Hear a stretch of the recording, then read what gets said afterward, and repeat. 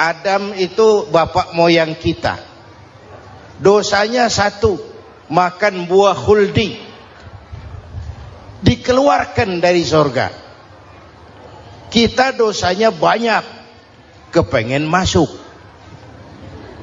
enggak nyambung. Hai Adam, dari tidak ada kamu saya adakan.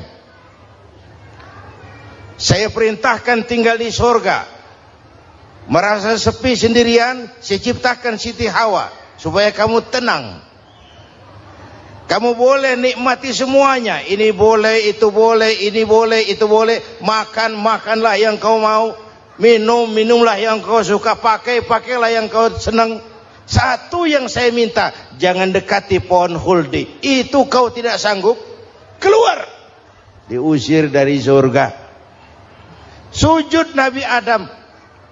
Kata riwayat 40 tahun sujud.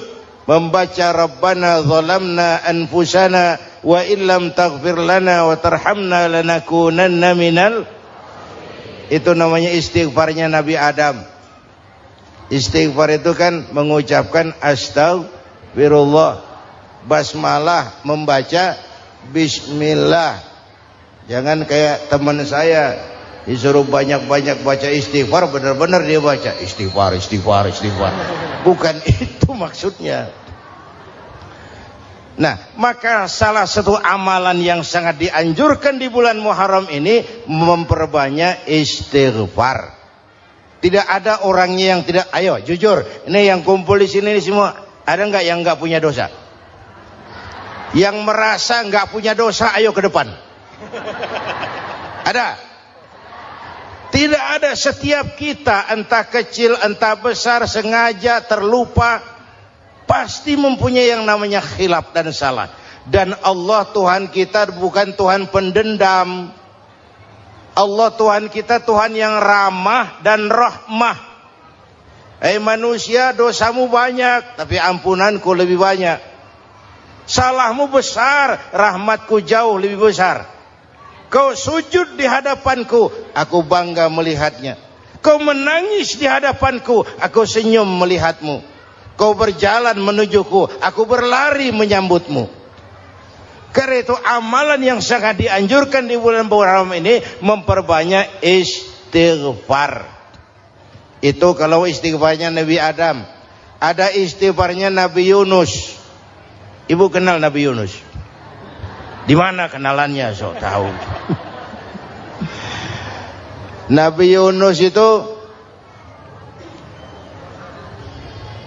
ketika berdakwah kepada kaumnya yang bandel, memberikan peringatan, kalau kalian tidak mau beriman akan turun azab. Kapan Yunus? Akan. Kenapa mesti akan? Sekarang aja kalau mau, saya tungguin. Kurang ajar betul ini umat. Akhirnya Nabi Nuh menghindar dengan perhitungan, kalau azab tidak turun saya sudah jauh. Meragukan janji Tuhan. Lalu naik kapal, dinaiki oleh Yunus, kapal mogok. Dicari siapa biang keroknya ini. Diundi, ternyata Yunus. Sampai 3 kali diundi.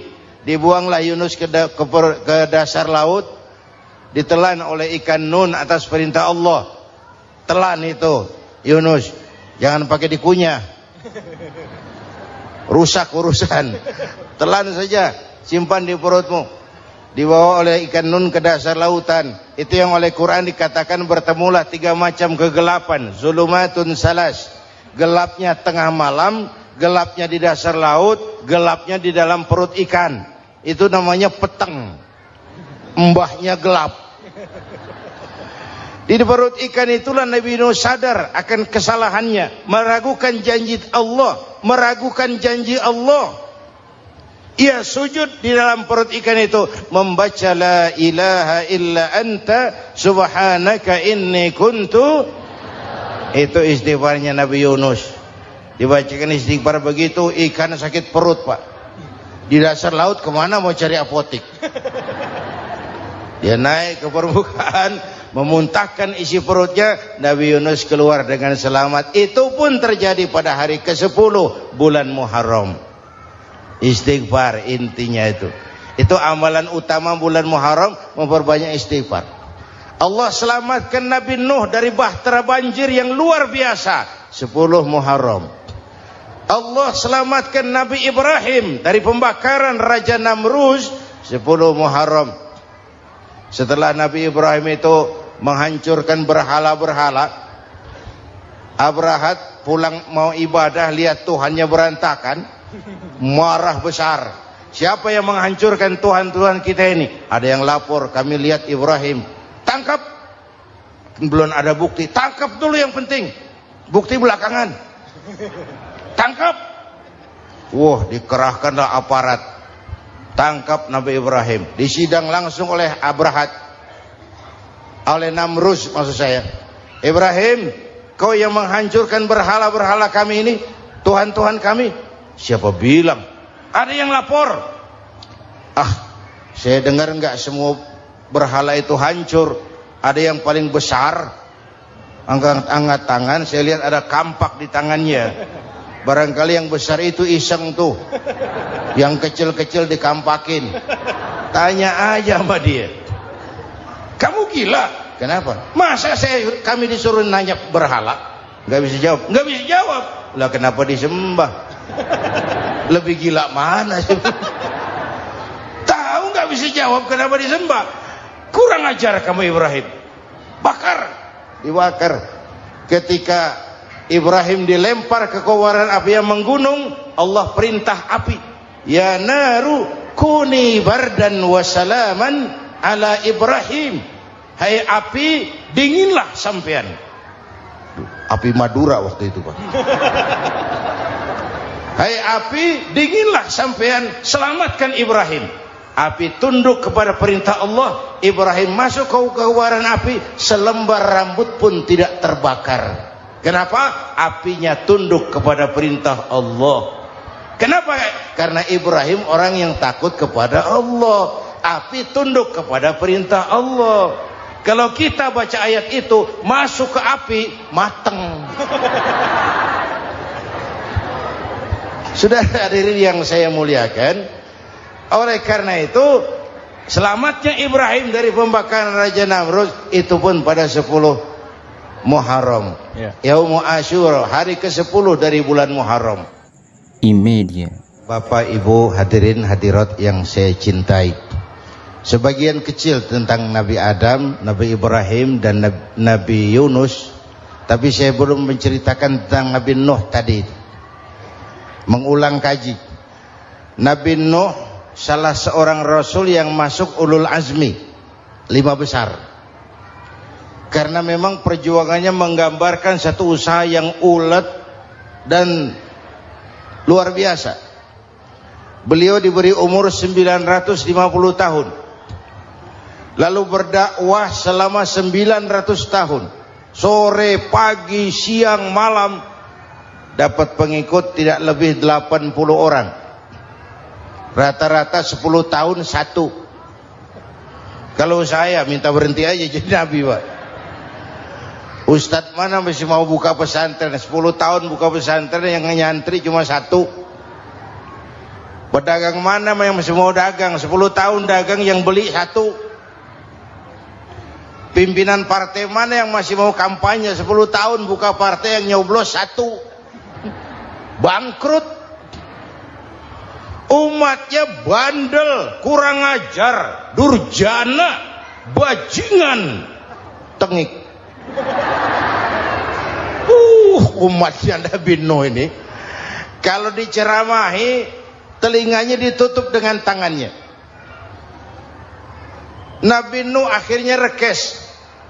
Tuhan, siang malam saya berdakwah kepada umat ini. Tiap kali saya sampaikan dakwahmu, mereka tutup telinganya dengan tangannya. Alergi dengar ceramah. Apa itu ceramah? Non profit. Saudara-saudara, jadi mau kamu gimana, Nuh? Sudah Tuhan, habiskan saja orang kafir. Nanti kalau punya anak, anaknya pun kafir lagi. Lebih baik bapak moyangnya sikat habis. Biasanya kalau bapak kalong, anak kampret. Bapak nyolong, anak nyopet. Fotokopi gimana aslinya? Habiskan saja. Itu mau kamu Nuh? Iya. Oke. Nanti aku turunkan banjir Nuh. Buat kapal. Dengan apa saya harus buat kapal Nuh? Ya dengan kayu, kata Tuhan. Kayunya dari mana Tuhan? Ya dari pohon Nuh. Pohonnya belum ada Tuhan.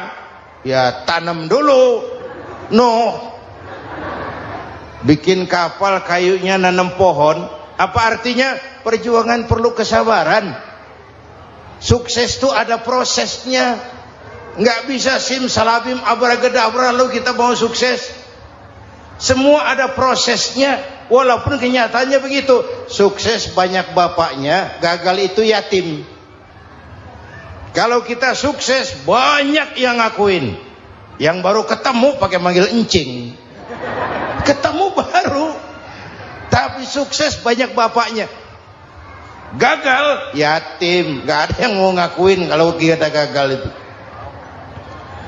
Udah bikin kapal dengan kayu di tengah kampung, bikin kapal ini. Bayangkan di tengah kampung bikin kapal. Orang kafir makin menjadi-jadi. Lihat Nuh. Kenapa? Makin sarap. Bikin kapal di tengah kampung mau belayar kemana? Tuh lihat, kalau orang nggak tahu tujuan, mountain setengah jalan. Proses yang dinilai bukan finalnya. Ya kayak gitu kesimpulannya. Saya enaknya sendiri. Bikin kapal.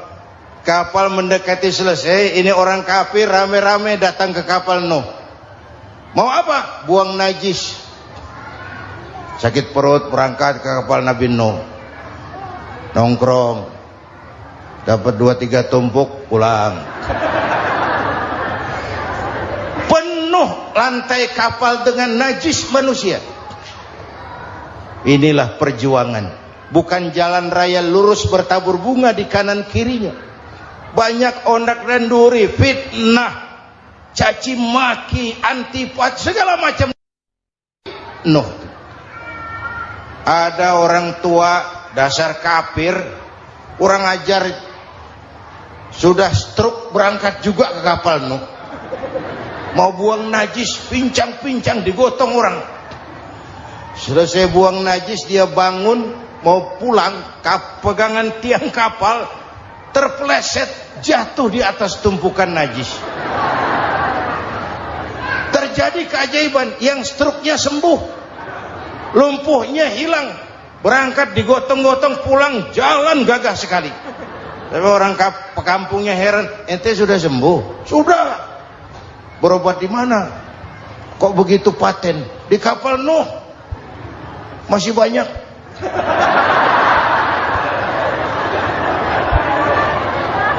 Yang berasa perlu obat bawa rantang. Ambil bersih lagi geladak kapal itu. Sudah selesai Nuh? Selesai. Oke, kau orang yang beriman bersamamu, binatang serba sepasang, naik Nabi Nuh, naik orang beriman, naik binatang serba sepasang. Ini cikal bakal penyelamatan manusia, Pak. Naiklah orang beriman, sudah naik semua, Nabi Nuh kontrol. Ini contoh buat kita, kontrol. Sudah naik semua teman-teman, sudah. Pemimpin yang baik bukan cuma terima laporan di belakang meja. Laporan itu yang mana juga bagus. Sama juga kampanye, kampanye yang mana juga merdu. Kalau aja yang dihitung. Pernah ada calon bupati kampanye janji, kalau saya berhasil kita akan banyak bangun jembatan di daerah kita. Rakyat tanya, Pak, nggak ada sungai di kampung kita, Pak. Dia bilang, sungainya kita bangun sekalian. Udah kadung janji, mana pula orang mau bangun sungai ini. Saudara-saudara, kontrol. Jangan cuma tunggu laporan di belakang meja, semua laporan bagus. Ya Bu? Bu?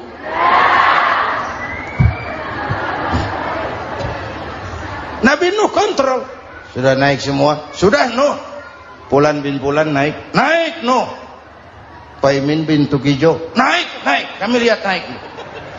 Ada orang Jawa juga Kiai? Ada. Sudah kontrol, Kan'an anak saya ikut nggak naik kapal? Kami tidak lihat itu no. Kan'an. Ini potret. Bapaknya aktif ke masjid, ibunya rajin ke majelis taklim, anaknya keleleran kemana-mana. Bukan di sini, di Prancis. Udah di sini insya Allah sama.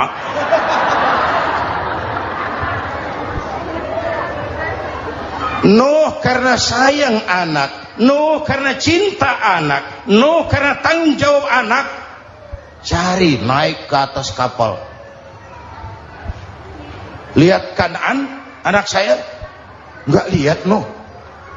Turun ke ruang bawah, periksa lagi. Mang, ayah Kan'an di dia. Jamaah Tasik ini rupanya di dalam. Tuh ayah mang. Ayah ke mana ya budak ini? Turun ke bawah, tanya lagi. Ono Kan'an to?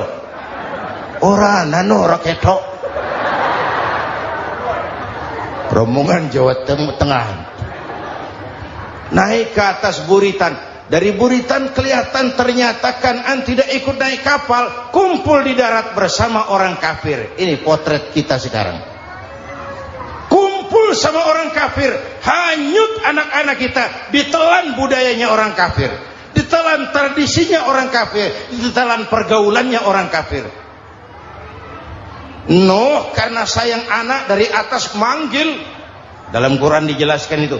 Karena Nabi Nuh di atas, Kan'an di bawah, teriak. Ya bunayyar kam ma'ana.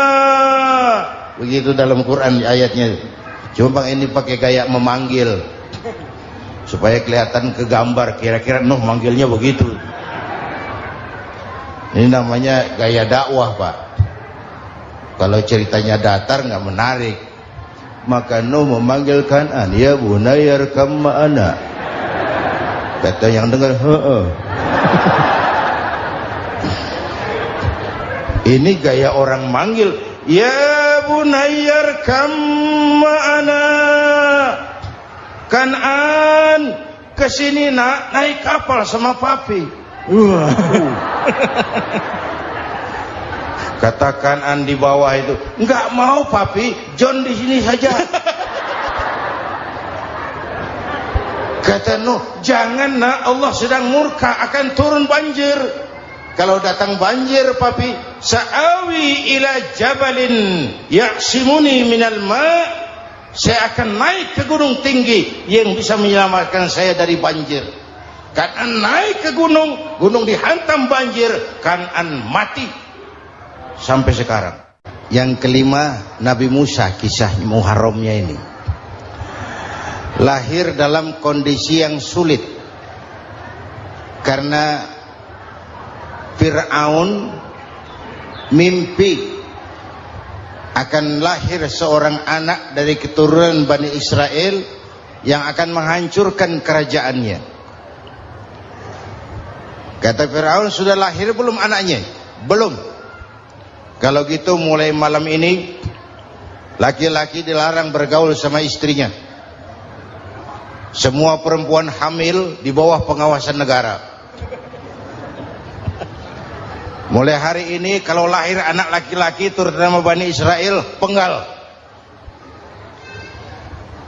Satpol PP disiapkan. Udah ada kayaknya. Ada. Patroli. Bayangkan, Fir'aun itu bikin undang-undang seenaknya sendiri. Apalagi merasa kekuasaannya dalam ancaman. Penguasa manapun kalau merasa dalam ancaman, panik. Padahal kekuasaan itu kayak harimau. Makin lama ditaiki, makin sulit turun.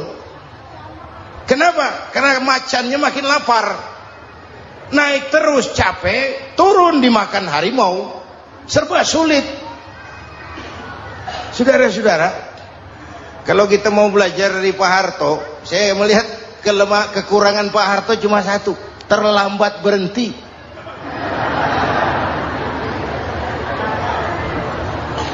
terlambat berhenti. Di sekelilinginya banyak tukang-tukang jilat, tukang-tukang semir. Pak, kalau tidak ada bapak kami bagaimana, Pak? Saudara hadirin yang saya hormati, maka sering saya ingatkan, temanmu yang sejati adalah teman yang membuat kamu jadi benar, bukan teman yang selalu membenarkan kamu. Berapa banyak pejabat-pejabat hancur karena selalu dibenarkan oleh lingkungannya. Bapak benar, Pak. Bapak bijaksana, Pak. Itu tepat, Pak. Benar. Buang angin pun kata kelilingnya, oh Bapak sehat.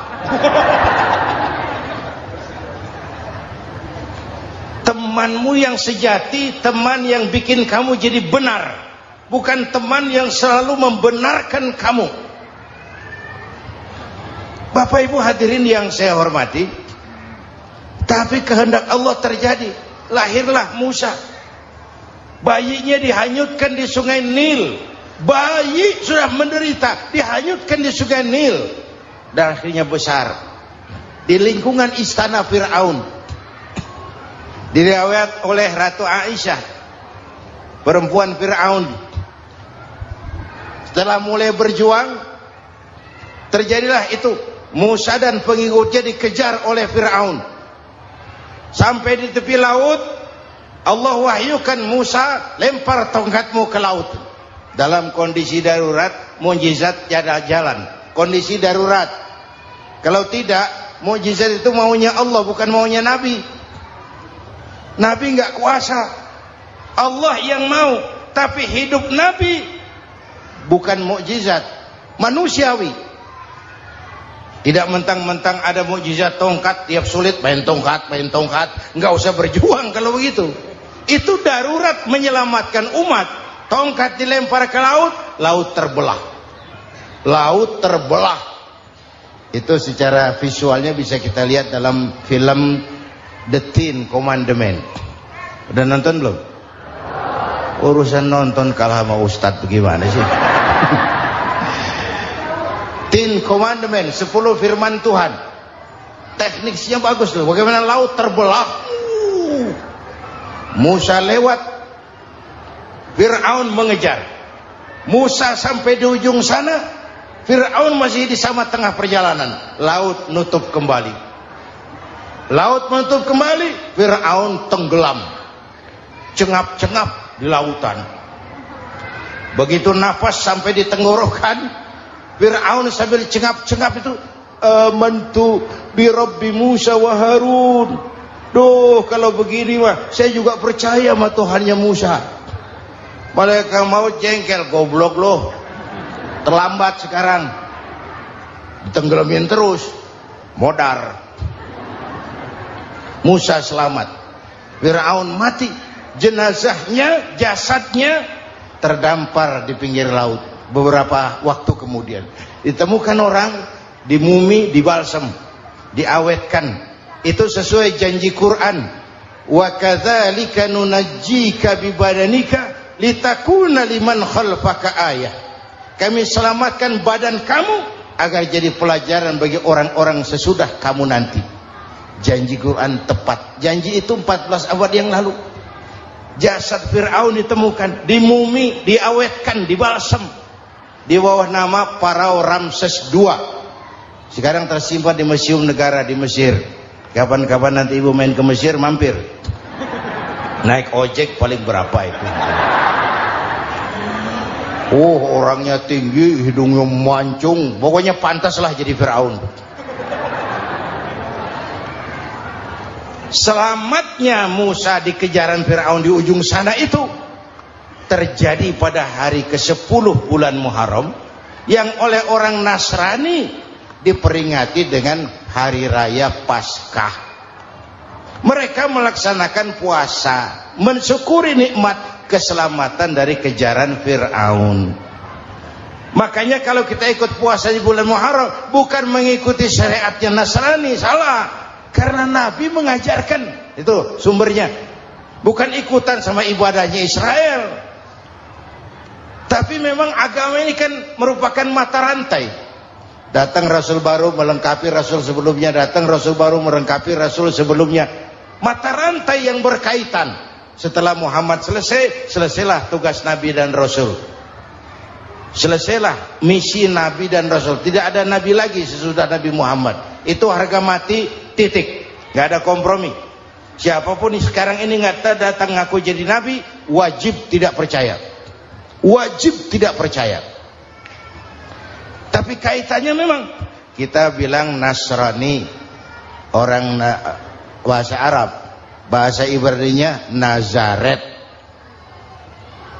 Nasiroh, Nazaret. Itu beda dialek. Kita Daud, dia David.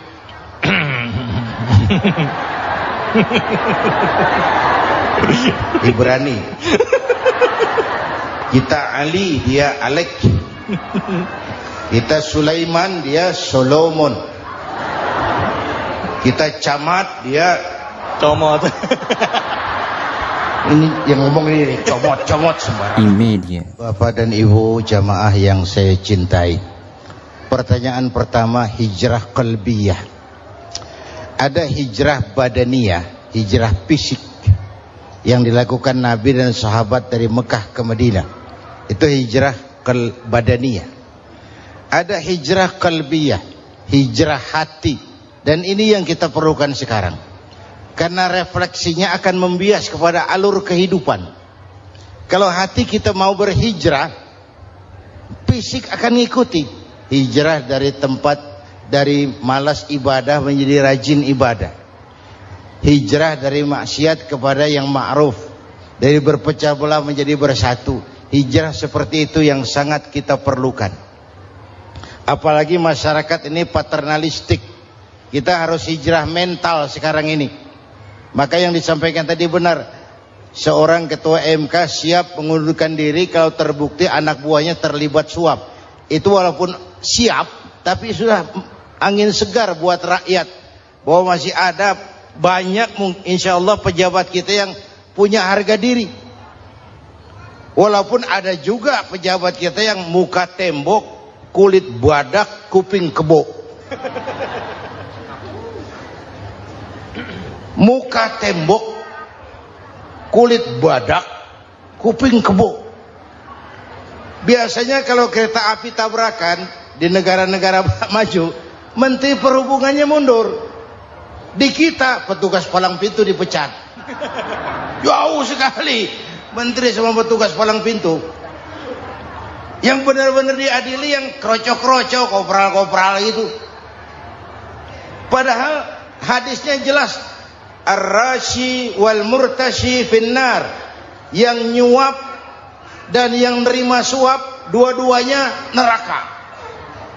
Kasus potret belakangan ini, yang nerima suap, yang diuber, yang nyuap aman, yang nyuap aman, yang korupsi pajak dikecil-kecilin, yang ngemplang pajak aman. Padahal ngemplang pajaknya triliunan, padahal dia sudah dikasih fasilitas oleh negara mengelola sumber daya alam negara yang artinya milik rakyat.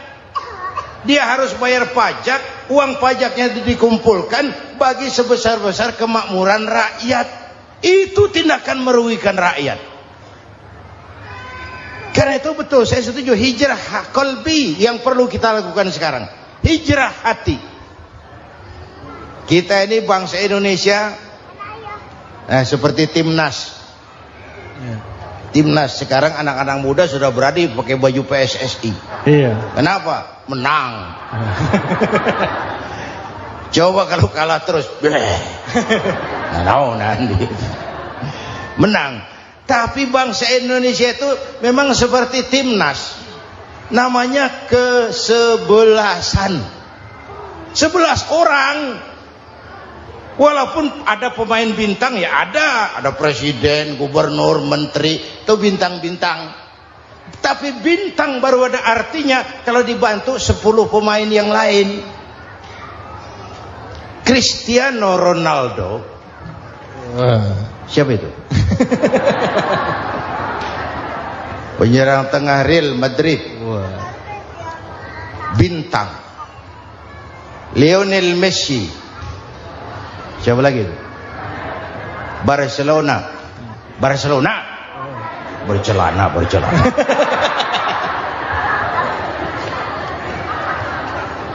Michael Rooney.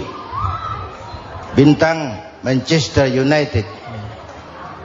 Ronaldo baru bintang, Messi baru bintang kalau ada 10 pemain yang lain.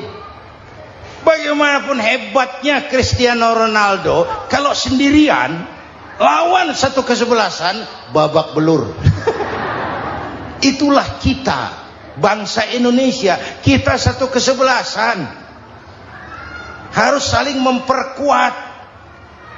Ada bangsa kita ini yang jadi jaksa, ada yang jadi hakim, ada yang jadi polisi. Itu posisi penyerang tengah, kiri luar, kanan dalam, back, striker, kiper, posisi. Tapi sadar kita satu kesebelasan, Bung.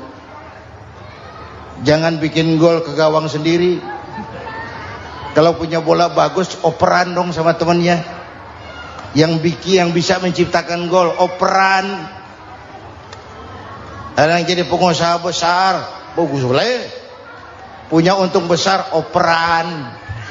Kasih masjid, kasih pesantren, operan. Ini kesebelasan kita kalau punya bola, pelitnya setengah mati, Pak. Nggak mau ngoper. Bawa sendiri, mending bikin gol. Enggak. Kita ini satu kesebelasan. Satu sama lain harus saling memperkuat. Bahwa ada penyerang tengah, itu si posisi. Tapi kalau memang peluang memungkinkan, ayo dong operan. Saya iri sama kesebelasan Nasrani di Indonesia.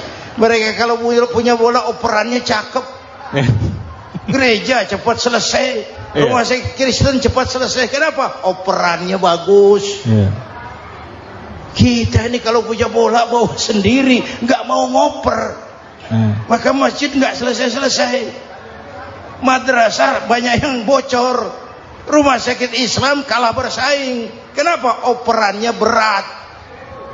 Ayo menyadari kita ini timnas, satu kesebelasan. Jangan menjegal kawan seiring, kawan sendiri dijegal. Sudah musuh terlalu kuat, gawang sendiri dijebol. Akhirnya terbalik kita ini. Ujian terberat telah diberikan Allah kepada para anbiya. Kemudian para aulia, kemudian para ulama. Summal amsal fal amsal, ke bawah dan ke bawah, diuji setiap orang menurut kekuatannya berpegang kepada agama. Karena anak Melayu bilang, kalau takut dengan ombak, jangan berumah di tepi pantai. Kalau takut diterjang ombak, jangan berumah di tepi pantai. Kata ibu tadi, mau jadi pohon tinggi harus berani ketiup angin. Makin tinggi pohonnya, makin keras anginnya. Takut angin, jangan jadi pohon tinggi, jadilah rumput. Nggak ditiup angin, tapi diinjak kebo. Apa yang nggak ada resikonya? Apa yang nggak ada resikonya? Semua nabi ada yang dihantam kekuasaan yang arogansi. Ibrahim berhadapan dengan Namrud. Musa berhadapan dengan Fir'aun. Ada yang diuji dengan berhadapan umat yang sangat kurang ajar. Ada yang diuji dengan gosip yang dahsyat. Nabi Yusuf digosipi sama Zulaikha itu. Nabi Yusuf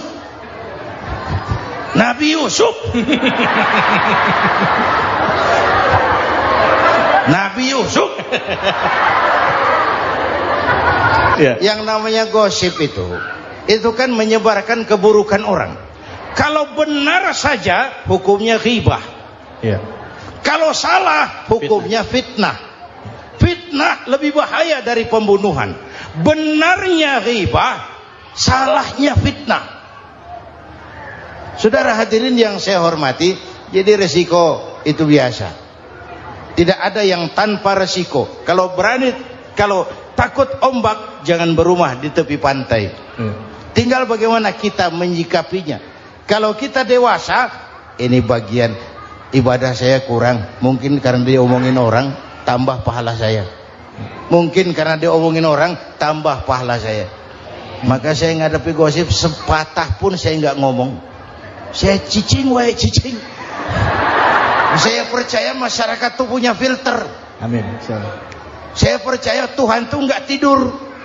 Kemudian melahirkan kita ke alam dunia ini, secara biologis bahan kita sama, dan tidak itu yang menentukan ketinggian